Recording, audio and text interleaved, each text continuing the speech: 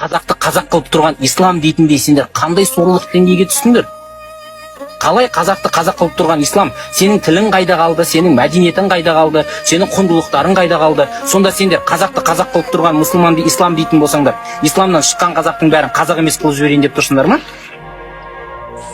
Одан кейін өтірік манипуляция жасайсыңдар да, жаңағындай типа анау мынау, Алаштың арыстары қайда қалды? Алаштың арыстары не? Дін үшін шахид болды дегенді айтқыларың келіп тұр ма? Қазақтың батырларының бәрі жаңағы ел үшін, жер үшін емес, дін үшін өлді деген манипуляцияны сендер қорғап отырсыңдар. Енді алып келіп мына жерге қазақтың тұра тұр. Сөзін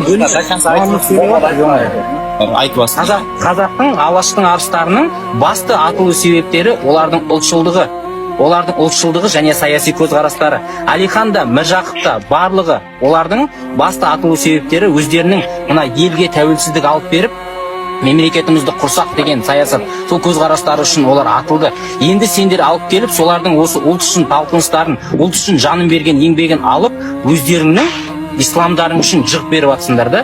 Сендер бірінші айтыңдар, ол ұлт үшін қайтыс болды. Саяси осы елге егемендік алып берем деген көзқарасы үшін өлтірілді.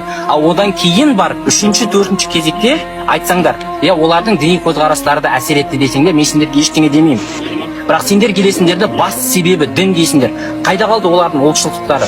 Қайда қалды олардың саяси көзқарастары? Міржақыпты айтасыңдар, Міржақыпты діншіл дейсіңдер. Міржақыптың мақаласын көрсеттім ғой сендерге. Дін деген қараңғылық деп айтатын. Мұхаммед пайғамбар ана діннің мына жерін, мына діннің ана жерін алып, шабата тіккен тігіншідей дін құрастырды деген бар. Осы мұсылманның айтатын сөзі ма? Сұлтамақ не үшін атылды? Дін деген өтірікке нану деген Сұлтанмахмұттар не үшін атылды онда? Сендер былай деп айтыңдар, мен коммунистерді ақтамаймын, сөзімді бөлме.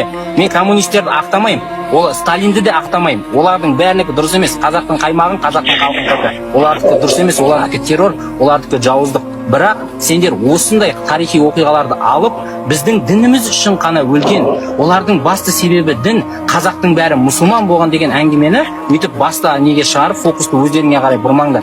6 миллион қазақты дін үшін ғана атты дедіңдер, қайда дәлелдерің? Көрген жоқпын мен сендерден алып келгендеріңді. Міне, мына қазақ Құдай бар деді, үштік сотпен атылып кетті. Келесі, мына қазақ дін бар деді, Құдай бар деді, үштік сотпен атылды.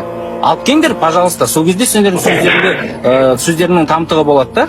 А былай сендер общий болған саяси оқиғаны алып, және сол жерден түбіндегі мүдделерінен теріп алып, типа біздің дініміз үшін ғана өлген сияқты. Жоқ, олай істемеңдер. Өздерің ұлттарының тарихын құнсыздан